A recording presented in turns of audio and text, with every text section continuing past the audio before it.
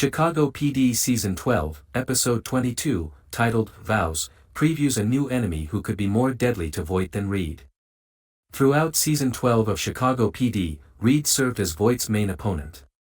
He was the deputy chief of the Chicago Police Department, which gave him the authority to interfere with how Voight ran the intelligence unit. The power fight between Voight and Reid began as espionage, with both spying on the other, but it became personal when Reid arrested Torres and suspended Burgess over the Gloria Perez affair. In Vows, Voight and Reid's feud comes to a climax.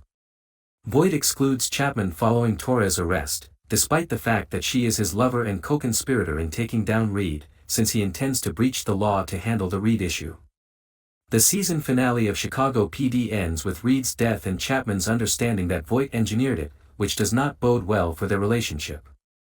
It also exposes Voight to serious legal risk because Chapman is the assistant state's attorney. Chapman and Voight's falling out in Chicago PD's Season 12 finale explain Chapman does not approve of Voight's morally gray choices. Chapman and Voight's disagreement is on how Voight handles his problem with Reid. Before Reid used his power to dismantle the intelligence unit, Chapman and Voight were working together to lawfully depose him.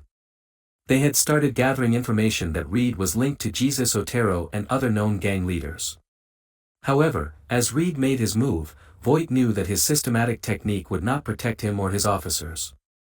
As a result, he shut Chapman out and planned Reid's murder, with Otero's son, Rennie, firing the fatal shot in retaliation for Reid's murder of his father. Voight standing and looks irritated in the Chicago Police Department.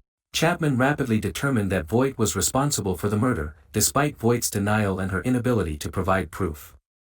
However, the antagonism extends far beyond this single occurrence. Chapman feels Voight has evolved and is no longer using violence or questionable methods to obtain justice. As a result, she is disillusioned and angered by Voight's out-of-character behavior, and she no longer wants to date him when he shuts her out and utilizes street justice to take care of Reid. Chapman's heartbreak can cause her to turn against Voight and intelligence. She may want to hold Voight accountable because she feels disappointed. Chapman is heartbroken that Voight ignored her and went rogue rather than continuing to work with her to lawfully neutralize Reid. This type of dissatisfaction frequently drives characters to commit desperate activities in order to get retribution or return things to their pre-rupture state. Chapman may utilize her position as an assistant state attorney to construct the type of case against Voight that she had hoped he would assist her in building against Reid. She is already suspicious that Voight was involved in Reid's death. The next step is to prove it. Thank you for watching.